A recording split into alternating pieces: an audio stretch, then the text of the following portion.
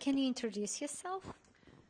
Yeah, my name is Christel Lukoff. I'm a psychologist and psychotherapist, initially trained in Germany and then in the USA and California, where I have been living for the last 30 years. And I work in private practice as a psychotherapist and as a therapist and social worker in an organization called Hospice. It's part of the national healthcare system in the United States to provide comfort care to people who are in their dying time and to support families to take care of their own family members with critical illness who are dying.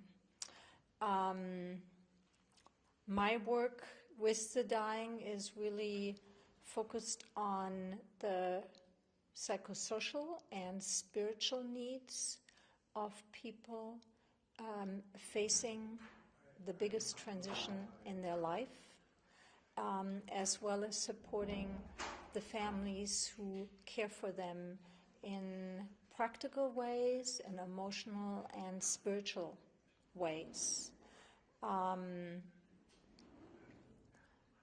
As we know through the early work of Professor Kübler-Ross, a Swiss physician who really discovered that often the dying people were left alone in the hospital and left with a statement of the medical system saying there's nothing more we can do for you, isolated from their families and their surroundings. We have made great strides in bringing this part of life back into, or an important part of living, and to honor this as a very special as well as challenging and painful time, just as there have been a movement to normalize, so to speak, birthing.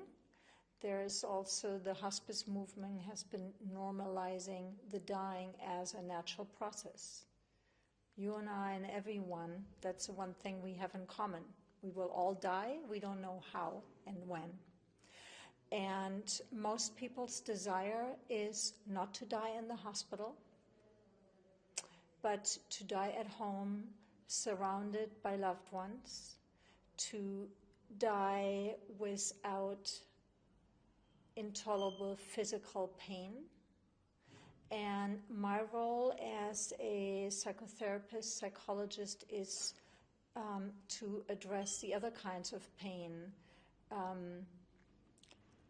Of course, there's physical pain. It's very important to have, drugs and medicine supporting that kind of pain. But often, it's not the physical pain, or it's a combination of the physical pain, and what makes suffering is really more of our emotions and our spiritual needs, and to help get them addressed.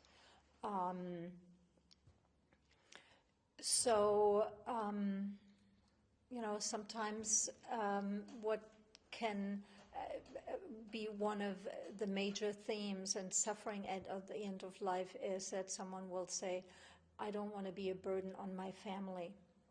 So a psychoeducational approach would be to give the families the support they need, the skills, the education, the financial support, to hire help, to teach them how to change someone who is bedbound, for instance, as an example.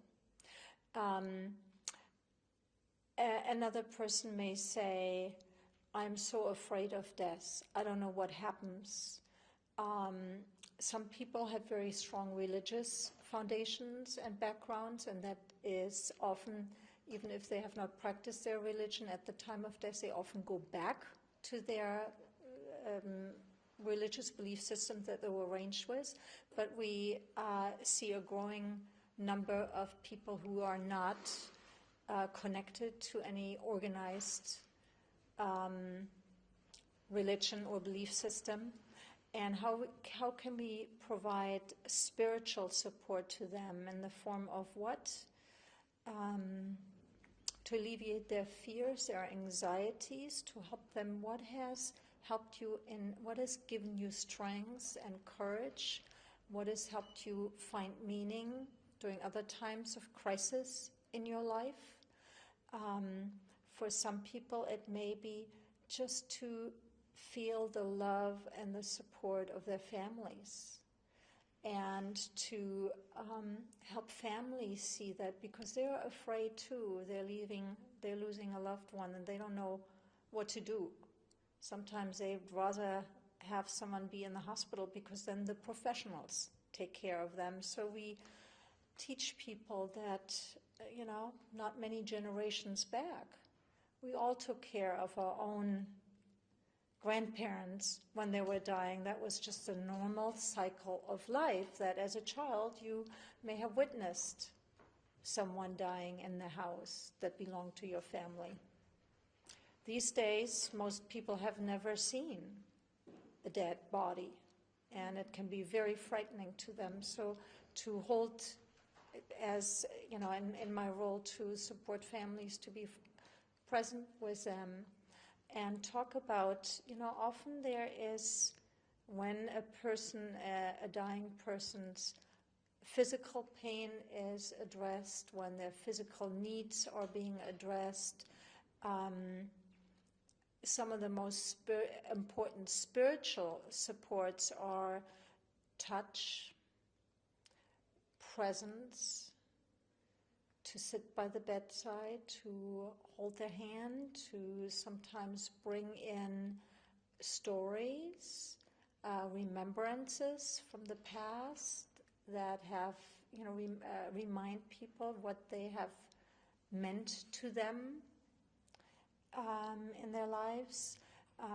Music can be a source of spiritual support, certainly more religiously based prayers or so, but beauty, I think, is a very important aspect of, bringing maybe something from nature into the room instead of creating a very sterile and white hospital room.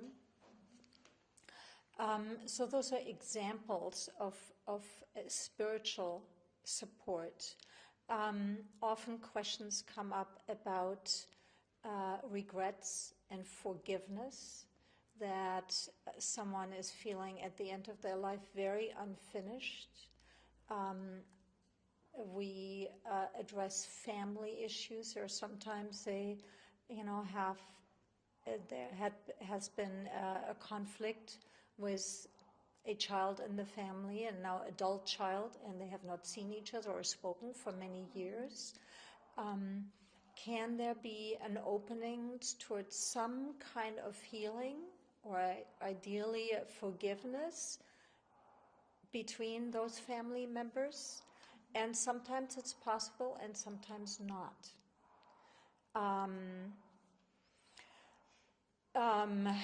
Sometimes when people talk about their fears of dying, sometimes it may be related to physical pain, but often it can be related to bigger questions of, well, I don't know what shall become of me. And, we engage in conversations about, do they have any thoughts, any images, any beliefs about what happens after death? For some people, these are conversations they've never had. And as a therapist, to be able to speak that language and not be afraid to ask and accompany someone in these questions is very important. I may ask them if, some people I know, for them, they believe that they will, after death, see their loved ones again, their grandmother, their father, people who've gone before them. And for some people, that's a very comforting feeling. It's almost a feeling of coming home. So sometimes we engage in conversations about that. Some people find meaning in knowing how they will be remembered. And it's a very important conversation for them as well as their loved ones, their family, to talk about how do they want their body to be cared for after it's dead. Do they want to be buried or cremated? Are there any rituals that they want? Some people like to organize, write their own obituary, how they want to be remembered. And we have a custom that we put an obituary in the newspaper when someone has died, where people can see what mattered in their life. So having those conversations of what gave their life meaning. Another technique, so to speak, to bring at this point, to help people make a spiritual will. Most people make a will about their finances and who inherits what. And if they own a house or a piece of land, which child gets what, and they go to a lawyer and spend a lot of time and money on designating who gets what piece of furniture or jewelry or assets. And what's often overlooked is talking about more of a spiritual will of how do we want to be remembered? What are the lessons we learned in our lives? What are stories that we want to make sure that they get passed forward to the next coming generations? So typical questions in a spiritual will, which can be done in a written form or in a conversation with a family of, what were very difficult times in my life that I lived through, and what helped me get through them? Related to this topic, Yes, sure. What you can recommend, or what can you maybe propose to people who don't have such level of high self-development or self-education or something like this, but even if they are in a very complicated situation in their life today, now, at this moment, maybe you can give an advice to start with. They can change or they can improve something in a better way. What is the first, the basic thing which a person, any person, can think or do or can try just to maybe a little bit morally or spiritually or emotionally to overcome this very complicated moment in their life? It doesn't matter what moment. Well, I want to say what I've learned in 15 years working with people who are at that dying time, when I ask them what advice do they have, because they have a different vantage point. They can look back at the end of their life, and what are their regrets, what their lessons learned, and so on. And the three things that I hear most often is, I wish I had not rushed so much in my life. I wish I'd taken more time, especially with those people that I love and care about, my family, my friends. I wish I'd taken more time to express my love and allow myself being loved. That's number one. Another one that is frequently commented on is, I wish I had not worried so much about all the little things in life, or also the big things in life, but I wish I had been able to live more in the present moment. And we know that there is, the whole topic of mindfulness and learning, that it's a skill that we actually can learn and practice.